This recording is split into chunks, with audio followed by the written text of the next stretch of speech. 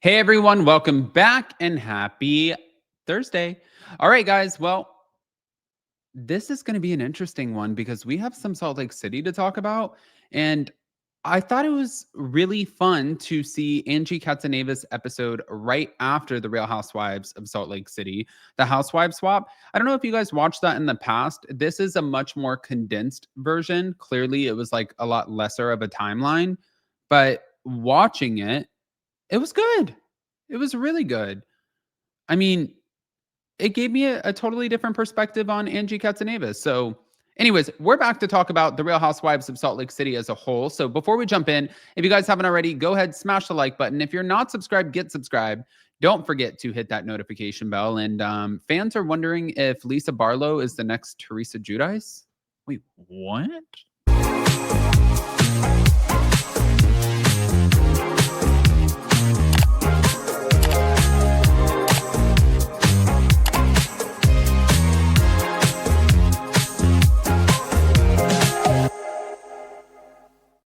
All right, guys. So Lisa Barlow is now being scrutinized because, well, she's actually being really publicly shamed for it. There was a scene where she flashed a fistful of $100 bills on the show.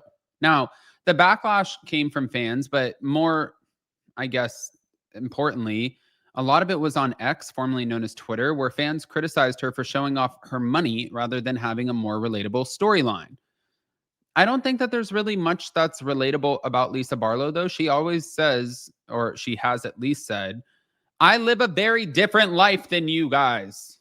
And Heather Gay was like, no, you don't.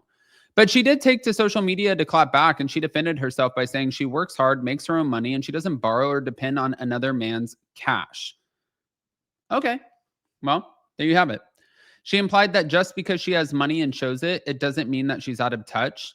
The optics are causing concern amongst fans, though, because they feel like she might be headed toward a Teresa Giudice style downfall, where you're essentially just showing off a very flashy side, lots of money, sharing it with the cameras, but where is the money really coming from? Is, I guess, what they're trying to lean into. But the criticism also taps into a deeper storyline because Lisa's marriage to John Barlow, fans are seeing it. People are watching it on the show. People are also talking about the fact that they feel like it might be strained. And she's admitted that her and her husband, they're on different pages, and the flashy scene might highlight a little bit of a mismatch in communication and priorities. But fans are worried. They're worried with Lisa flashing cash while having her marital franchise issues bubble, and the fear that she might become the next cast member whose wealth and image lead to major trouble, kind of like Teresa's story. I hope not. As you guys saw at the end of this past week's episode, we saw where Bronwyn's stuff came to a head, where she was accused of different kinds of fraud, identity theft, and she said that these situations, they were sealed, and so she can't really talk about them. It makes me wonder. Obviously, I think it makes all of us wonder, but hold on. It keeps going. Meredith also commented on Lisa's marriage issues, saying that she understands what she's saying about the pressures that women face in marriages today when roles and expectations they shift.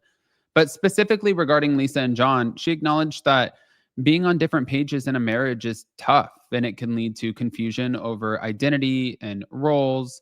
But when it comes to Bronwyn Newport, Meredith addressed the swirling rumors of identity theft and fraud surrounding Bronwyn. And she called the rumors a shock and said that it led to a little bit of fear because the scope and implications are, as of this moment, very unclear.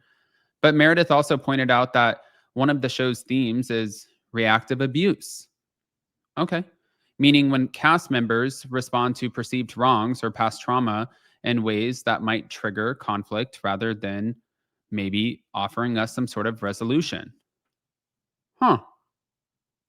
Interesting. Now, when it comes to Mary Cosby versus Angie Katzenevas, which this was the most awkward, weird argument ever. Meredith, of course, weighed in on that too, saying that when people show you who they are, you have to deal with that accordingly. And she kind of essentially implied that the cast is dealing with deeper issues like the fraud rumors, the marriage misalignment, identity and role confusion, rather than just surface level Bravo drama. I'm just wondering what the is going to happen on that boat. And I know that Bronwyn's husband Todd was trying to get her to not go on the boat. I have to go back and watch where they said next time on the Real Housewives of Salt Lake City, because I didn't really catch whether or not Bronwyn was on the boat. But I am curious. I'm curious if she took Todd's advice or if she was just like, no, you know what? I'm going to do my thing. And also, you signed a contract and this is a job. And you can't just call sick out of work because you don't want to go to work. Like, that's not how it works, if that makes sense. But wait. There's more. Hold on. I don't know if you guys saw this. On these shows and all the shit is going to come out. And I do wish that she owned it a little bit more, as opposed to just being like, oh, this was 20 years ago and I can't talk about it. Mm-hmm. Like, give us a little more. Like, okay, like I understand it's sealed and we all make mistakes, but everyone was so curious about that part.